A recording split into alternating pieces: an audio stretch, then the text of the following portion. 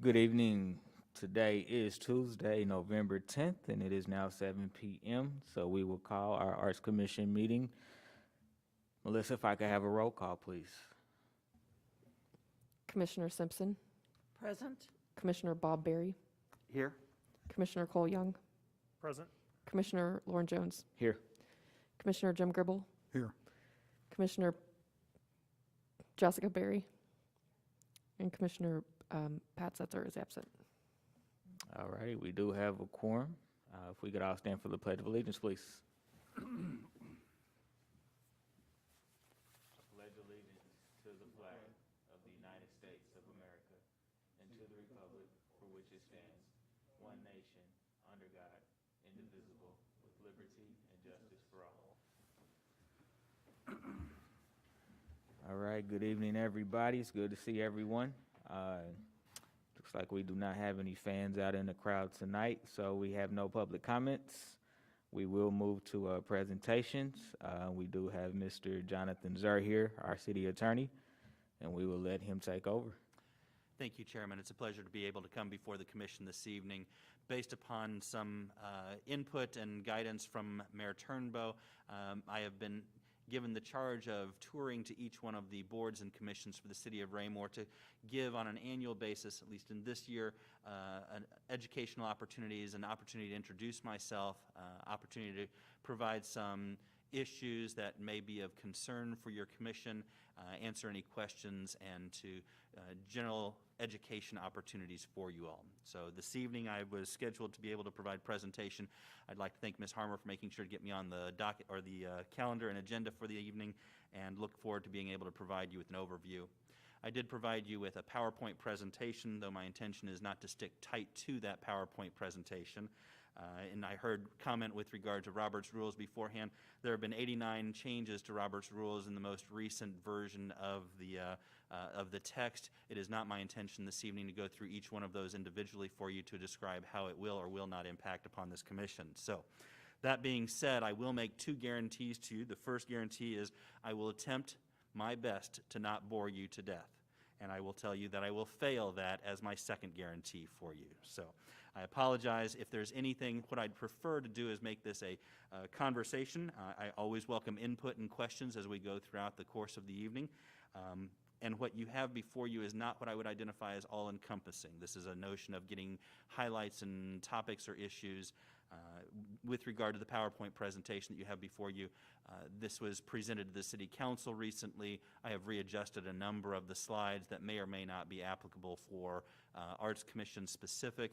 There are a couple of the slides in here that I will progress through relatively quickly, mostly because it's not completely applicable to you. For example, it's my understanding that the Commission does not maintain separate web pages or Facebook pages or Twitter accounts or otherwise that you all have control and charge over as a city council member might for campaign issues or election issues.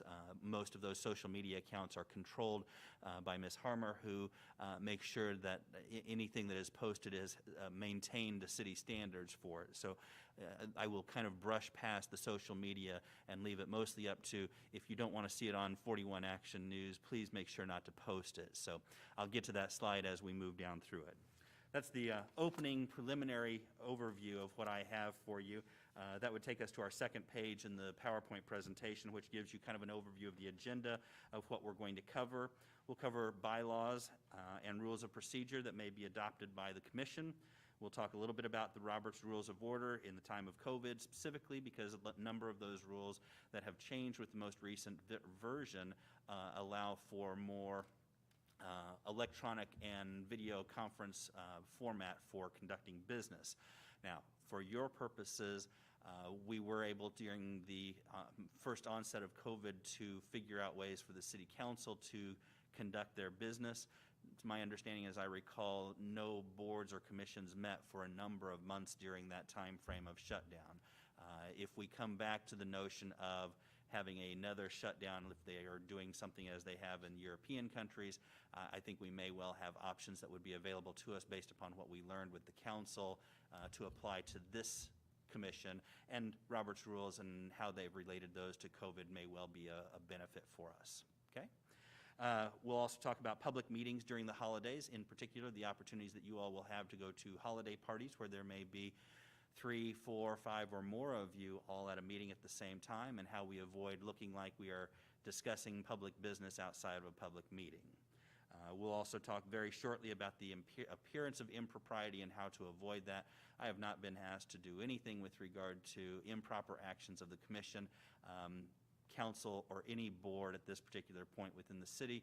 And so I'm focusing my attention on, hey, there's a mushy area in between here, between everything is wonderful and the slate is pure white versus, hey, we've got an indiscretion. There is a gray area that's been identified by the Missouri Ethics Commission for a number of cases where it's you didn't do something wrong, but it sure doesn't look right. And because it doesn't look right, you did something wrong. So we'll talk a little bit about that one. Then I'll take any questions you might have at that point. Moving on, the next slide, you'll see the commission bylaws and rules of procedure. You all have not adopted rules of procedure that I've been able to identify, but you do have a set of bylaws that are in place. The bylaws will control when statute, ordinance, or city council provisions and Robert's rules will take precedence over, I'm sorry, let me rephrase that. Robert's rules in the order of preference you're going to have are going to be first and foremost any state statute that will control the operations of the commission. Next in line would be any ordinance that were passed by the city council with regard to the operations of this commission. The next item would be your bylaws as you've adopted them, and if there's no bylaw directly on point or any other ordinance or statute, then you're going to rely upon Robert's rules. So that's going to be your order of hierarchy with regard to imposition of rules and procedures. The first slide that you'll see here with regard to the bylaws is the purpose and duties for the commission. This is more going to be related to our newest member of the commission, and welcome. It's nice to have you join the commission. Purpose and duties are the first item, Article 1 of your bylaws as adopted, and really what I want to make sure and stress there is from the city's perspective, you are receiving information from the community, you're disseminating that information, and you're providing an advisory council to the, or advisory recommendations to the city council. So all of this ultimately relates back up to the city council level, but the council does rely upon its boards and commissions heavily in how it makes its determinations. So don't think that your advisory opinion is not going to be taken with great seriousness and consideration when it gets to the council level. Those are the four main purposes and duties: engaging the citizens to cultivate art in the community, promote close cooperation between the city and all private citizens and institutions and agencies interested in art in the city, facilitate communication between arts organizations, and serve as the advisory board to the city council on all arts-related matters, including long-range planning, allocations process, and comprehensive and strategic planning. I believe a number of you have been on this commission long enough to have been part of the institution of public art within the community that are going to be there, that's going to be there for generations to come, and may well end up defining the look and the marketing or the brand of the community. So that's really what you're looking at for your long-term planning. With regard to your job, as far as the commission is concerned, you may well have the opportunity to take input from citizens. With regard to input from citizens, I am comfortable with you asking, hey, you know, are you a citizen of Raymore? Are you a citizen of Cass County? Are you a citizen outside of Cass County? Are you a citizen outside of Raymore? You are here to make sure that the citizens of Raymore's interests are met and to take their consideration in. Obviously, you can take in consideration from individuals outside of Raymore, give it the appropriate weight for that. Make sense? Any questions so far? Moving on. I have included a bylaws pop quiz here. Just real quickly, I'll walk through them with you. I don't want to spend too much time on them, but this is all drawn from the bylaws. I was given a copy of them within the last 24 hours, and I wanted to make sure and go through and identify some high points for you. Each organization that I work with has a different set of bylaws that may be applicable to them. In this particular case, the first question on there is how many officers you all have. Under the terms of your bylaws, you have two, a chair and a vice chair. I'm not sure I know who our vice chair is. Mr. Berry, thank you so much. So vice chair would serve any time that the chair is unable to serve or perform their duties. The next one is who appoints members of the commission. The ultimate answer on this one is city council makes that appointment, usually with advice and consent of the mayor. How many commissioners are required to get something onto an agenda? This is clearly spelled out in the terms of your bylaws as 2 or more. So you would have 2 individual commission members in order to adjust your agenda for the coming week or the coming month. And then the deadline for requesting an agenda item to be included would be 5 days before any particular meeting. Okay. Who approves the final meeting agenda? Ultimately, the chair will approve the final agenda. And then the next one is number 6, is the commission required to comply with sunshine law? And the answer is absolutely every time. In fact, I would suggest to you that many of the questions I receive are going to be, hey, what do we need to do in order to comply with sunshine provisions? So that's a lot of my dealings with the commissions and boards as well as the council will have questions involving what sunshine impacts are going to be on us. Meetings are in fact governed by what rules, and in this particular case I've already covered them: state statute, city ordinance, and Robert's Rules of Order, in addition to the bylaws. With regard to closed meetings, you all would have the ability to potentially go into closed meetings in order to discuss purchasing of real estate, personnel matters or otherwise. But in order to do that, you would have to have the approval from the city attorney to do so. So I have some degree of role here at some point or another, which I found interesting to be included in the terms of the bylaws. Total members of individuals who constitute a quorum would be 4 according to your bylaws. So anytime you have 4 or more members present, you will have a quorum present, and that may well have impact on your meetings outside of the council chambers. So that will be something we talk about a little bit further on down. How many votes are required to adopt an action? Action requires an affirmative vote of a majority of the number of members necessary to provide a quorum. So you're going to have a majority of those individuals that are present as long as a quorum is present in order to be able to approve that. And then, are public comments required, and can they be limited? The answer to that question is yes to both. The chair always has the ability to limit public comment to 5 minutes. Any questions about my quick pop quiz? It's easy when I'm giving you the answers, isn't it? Common motions. Now, this is an opportunity for me to talk about a degree of, I'd call it formality. Some might identify it as professionalism. It's easy for us as groups to get together when we see each other regularly to utilize the, hey, Bob, hey, Cole, hey, Lauren. I'm going to try to challenge you to avoid doing that when you're able to do so and acting in the commission's perspective. So if it's a Commissioner Berry, Commissioner Young, and to maintain or try to maintain some degree of formality. Obviously, in your work sessions, you don't necessarily have to maintain that, but when you're conducting business at an actual business meeting, I'd want to make sure that you do so. It helps to maintain a professionalism for the citizens, make sure that it doesn't look like, hey, we're all great buddies and we all get together behind closed doors in order to make decisions with regard to things, and so I want to maintain that degree of professionalism.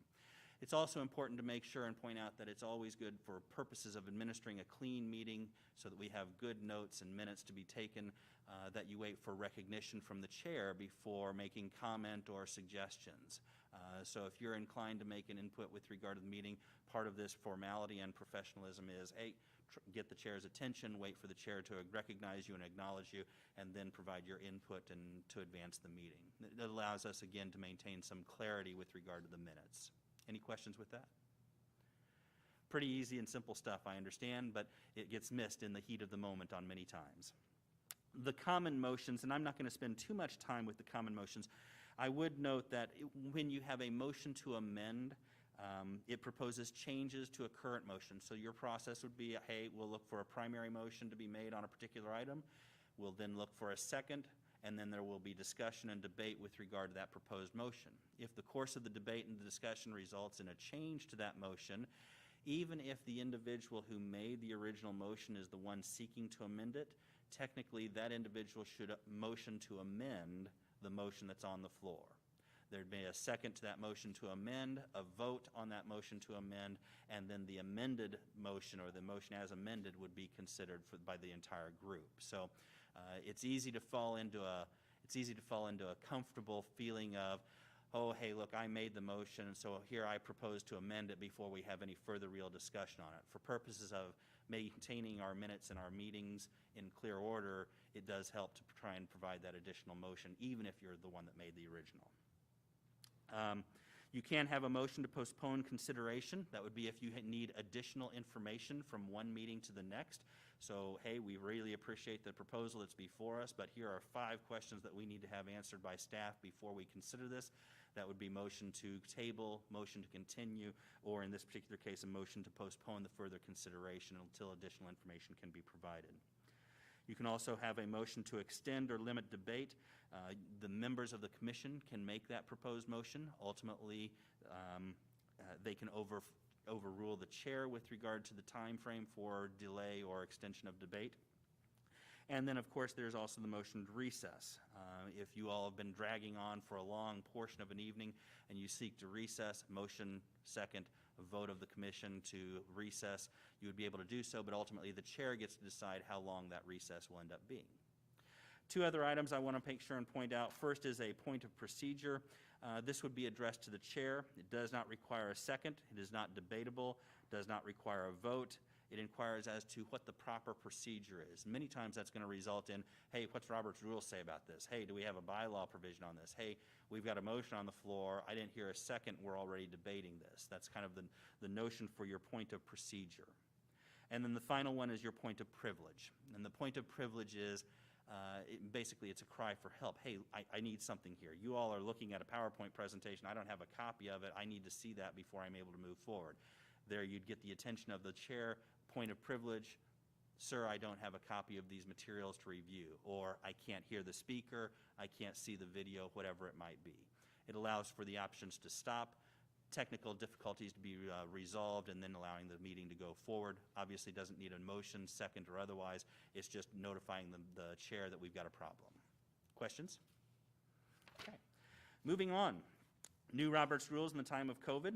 And again, I'll go back to, unless there's a statute, ordinance, or bylaw, Robert's Rules will control all of the debate of the commission. The next slide that you have in there, and what I would tell you is, Robert's Rules Volume 12 does provide for great input with regard to electronic meetings and participation in the same.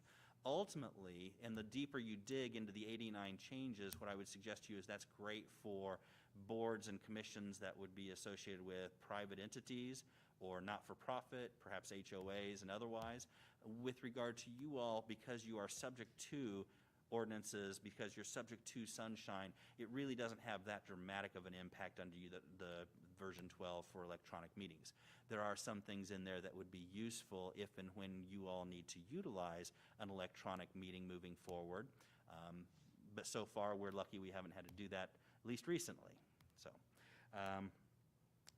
what I would note for you is, and I want to make sure and stop to applaud, the staff really did a really fantastic job of figuring out ways to conduct public meetings with the COVID situation through Zoom or otherwise. I believe we've got a process in place that will allow us to avoid having a complete shutdown of boards and commissions in the future, hopefully, depending upon what happens with COVID. Before I move to the next slide, I do want to note here, the parliamentary procedure is important. And it's pointed out in the manual for newly elected officials, and there's a great quote in it I want to make sure and reference here. Parliamentary procedure is designed to ensure that the will of the majority prevails and that the right of the minority to be heard is protected. In the hands of the presiding officer, it should be a tool, not a bludgeon. Not only the commission member chair, but all members of the commission or board should be familiar with the rudiments of parliamentary procedure so that decorum is preserved, business is expedited, and citizen respect is maintained. But remember, the best parliamentary guide is respect for one's fellow members and preservation of the majority rule. Keep that in mind as you move forward under Robert's Rules or any of the rules that you proceed with. Next section that we're going to talk about, Section 3, is identified as public meetings during the holidays. You all have your meetings subject to sunshine. Because that, you're subject to Section 610.020 of the Revised Statutes of Missouri, which governs all public meetings of governmental bodies.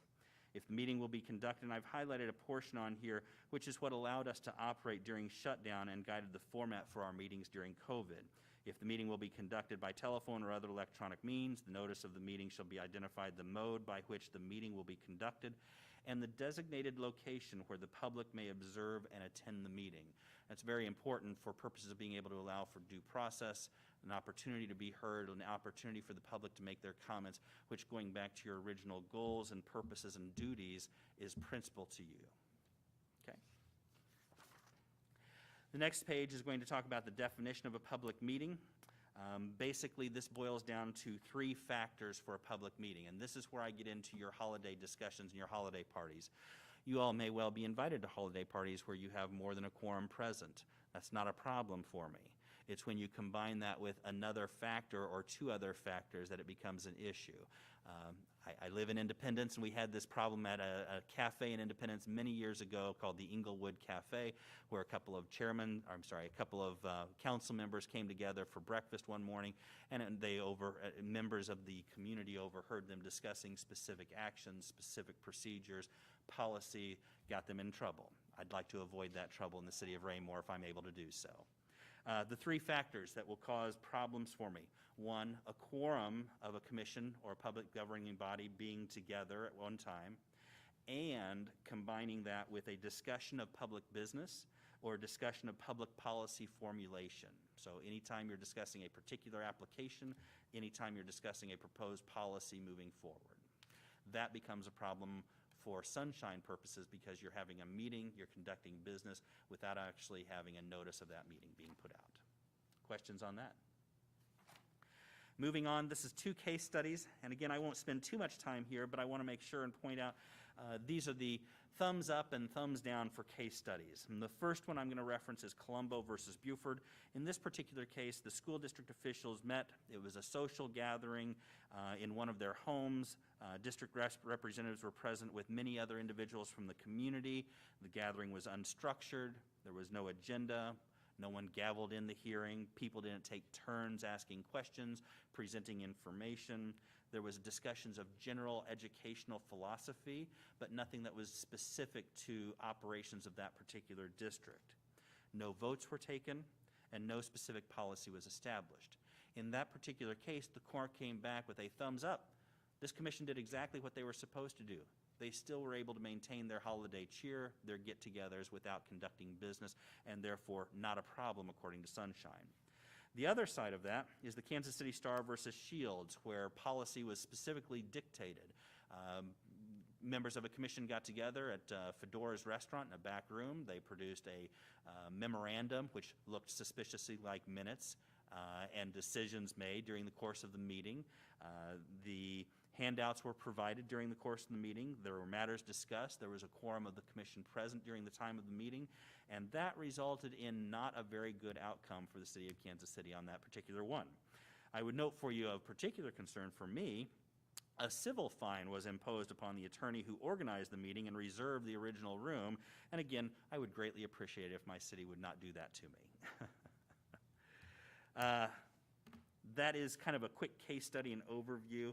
I would stop here as well. You can't also play the telephone game either. So if Commissioner Simpson calls Commissioner Berry, and Commissioner Berry calls Commissioner Young, and Commissioner Young calls Commissioner Jones, and we work our way down through the commission, well, yeah, no one was in the room at the same time when all the discussion was had, but the discussion was the same throughout. Same story with regard to telephones, email strings, or otherwise. The minute you hit your quorum, you've officially had your meeting if you're discussing specific public policy. Questions? Okay, moving on. The appearance of impropriety is the next section. And what I've identified here from the Fulton Sun is a recent issue which made the news. It involved allegations that then AG Josh Hawley had utilized state resources in an inappropriate manner, that he was inappropriately utilizing his office for political gain, and et cetera. At that time, Auditor Galloway then came in order to produce her audit. At the conclusion of her audit evaluation, she indicated that, hey, no laws were broken here, though we don't have clear information with regard to travel records or meeting records that would normally be included. It does not appear that we've got some factual basis to determine that a law was broken. However, the appearance of impropriety is what became the concern for the auditor's office. The appearance of impropriety is used by the auditor. The appearance of impropriety is used by the Missouri Ethics Commission on a number of occasions, and I'll go quickly over a couple of case studies that relate to that. To be fair, and not to try and play political game here, there are 2 sides to every story. then AG Hawley also came back out afterwards and made allegations and alleged that she used the position for her audit to produce partisan political gain. Board of Accountancy instituted an investigation, and so obviously there's always two sides to the story when it comes to this. But the notion is, ultimately, you want to try and avoid having your name appear in the newspaper with the appearance of impropriety shortly followed thereafter. Next page on your materials is, again, from the manual for newly elected officials. City officials should be aware that the appearance of evil can be as harmful as the evil itself. This is a notion of where perception of wrong is in fact a wrong. It's enough to be perceived as having committed a wrong, and it's going to be viewed from the eyes of the complainant or the eyes of the public, not necessarily the eyes of the commission, whether or not it was right or wrong. In both the evil of an individual occupying a public position using the trust imposed upon them and the position they occupy to further their own personal gain, that's a wrong. But it's also the appearance of such an evil that the law seeks to eradicate as well, so the appearance of the impropriety that they're trying to avoid. Again, what I'm talking about here is I don't have to deal with problems in Raymore. I have not had to deal with issues in Raymore. What we're just making there is a mushy, moral, astute, in-between gray area that I want to try and avoid at all costs if I'm able to do so. Questions with regard to that? I've got 3 case studies, and I'll gloss over a couple of them for you this evening. The first one is interesting because it was an entity that was sued, including specifically suing Mr. Lee, who is referenced in this response from the Missouri Ethics Commission. Mr. Lee was less than an astute public servant. During the lawsuit, they finally reached a resolution after appeal. The problem in this particular case was the district that Mr. Lee served on the board for made a vote to approve their attorney's fees, to reimburse attorney's fees or to cover the attorney's fees for individuals after the litigation was concluded. The problem was, and specifically with regard to Mr. Lee, because he was individually named, the problem was Mr. Lee voted in that particular vote to approve the payment of his attorney's fees ultimately. So $16,000 in attorney's fees, man, I'd really like it if my commission would cover that for me, so I'm going to vote in favor of it. Appearance of impropriety, not necessarily an impropriety itself. Raised enough of an ire for the Missouri Ethics Commission that a complaint was filed and an investigation was instituted. Next page, you'll see a couple of firemen on there. This was involving another less than astute public official. And there's language that I've highlighted in here which I see regularly in MEC decisions, and it's basically the appearance of impropriety even though there's not a technical violation by conflict of interest. In this particular case, a fire chief whose wife sold benefit packages was interested in allowing for her to enter into fire departments and fire stations in order to sell those benefit packages to other firemen and their families, and he had inquired as to whether or not that was an appropriate utilization of his position. MEC came back and again did the appearance of impropriety. Don't utilize your position to advance your personal financial gain even though it's coming through your wife. Questions about that? And again, perhaps limited impact or applicability in the commission's perspective here unless you have a spouse who happens to be trying to sell artwork to the city of Raymore. The last one that we've got in here, this is a little bit more astute public servant. In this particular case, the individual lived within a redevelopment district, and the individual made the determination that, hey, if it involves his personal property, he's not going to vote on it. But the question was presented as to whether or not he could vote on anything within the course of that redevelopment district. And in here, what I would tell you is the greatest thing to learn from that particular case is if you're in doubt, feel free to ask the lawyer. If it's a question of, hey, should my children's artwork be hung in City Hall and I get to be the determining factor on voting for it, it's not going to result in an ultimate approval for or an increase in your personal financial gain, but it may be one of those things that you may want to consider from an appearance of impropriety. Is this something I truly want to vote for? Just thoughts for you. Okay? And I'm obviously always here and available through Ms. Harmer in the event that you have any questions. Gifts. I'm going to skip a couple over to gifts and favors at this point. You are not allowed to accept gifts or favors in exchange for any official duty that you guys conduct as a commission.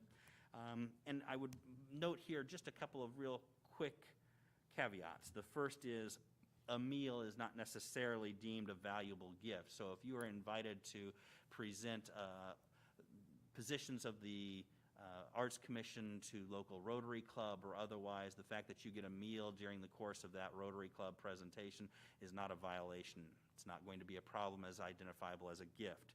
It would be more appropriately a problem, or sorry, it would be a more concern for me if it is a, hey, I'm going to give you a gift of this piece of artwork, and oh, by the way, the rest of this artwork is mine, and I'd sure like to have your vote to approve to hang it up in City Hall. Okay? And again, with trophies or awards, if you are awarded the Picasso Cup for the greatest artist in the world, that does not necessarily qualify as a violation if that's open to anyone and everyone to potentially receive that. Questions with regard to gifts? Okay. Moving on to social media and sunshine. And again, this one I'm going to make sure and note simply, hey, if you wouldn't want it to show up on Action News investigative report, don't send it. Again, Ms. Harmer controls most of your social media accounts, and really what I want to make sure and impress here is more along the lines of how you utilize your email accounts. You all are given, as members of the commission, a raymore.com email account. As a new commission member, I think we've got those issued out to you at this particular point, and so you'll be able to access that and create it. In order to avoid having your personal email accounts subpoenaed if there's ever litigation involving the Arts Commission, utilize your raymore.com account as much as possible when it relates to Art Commission specific items. Again, just as easy, we maintain those here in the cloud-based and option-based for the city. Anytime there's a subpoena that comes in that's under the raymore.com, really easy for us to produce it. If there's an indication that you've been utilizing your personal email accounts for the benefit of the Arts Commission, that opens up the entirety of the account for determination as to what's appropriately included within their discovery request and what's not. Again, the first provision under here, I'm going to skip over social media, panacea or pandemic, and this really involved more the politician level or the city council level where you're dealing with campaign tweets or campaign Facebook.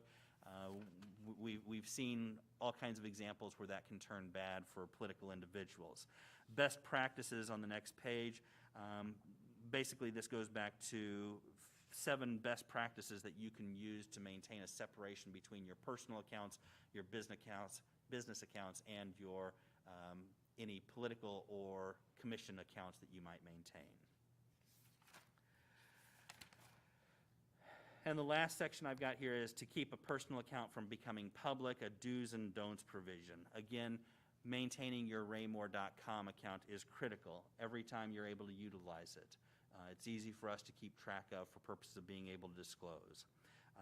We have in here provisions that indicate that post a disclaimer. So if you maintain a separate account from your raymore.com account, make sure to note, this is not my raymore.com account. I'm not quoting or citing anything that might be a position of the Raymore Arts Commission. Those are all things to keep in mind. I'm not going to read through each one of those individual items, but again, it's an area that I'm happy to answer questions that you might have on. And with that, I would conclude my formal presentation and obviously open it up to any questions you have, or if you have comments and concerns with regard to what you've seen.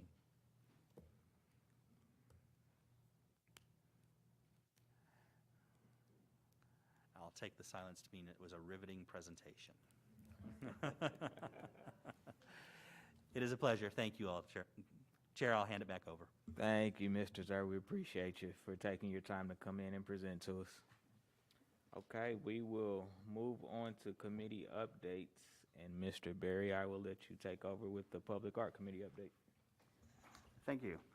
We did not have a committee meeting this past round. However, we did go back and forth to find the artwork that I think we eventually voted on at our special meeting. And I'd like to thank our staff for taking care of that and rounding us all together and making sure we got it all taken care of. But other than that, I have no more comments. Thank you. Any questions for Mr. Berry at this time? Thank you, sir. I appreciate you. We will now move on to staff reports. Ms. Harner, if you would like to provide a budget update, please.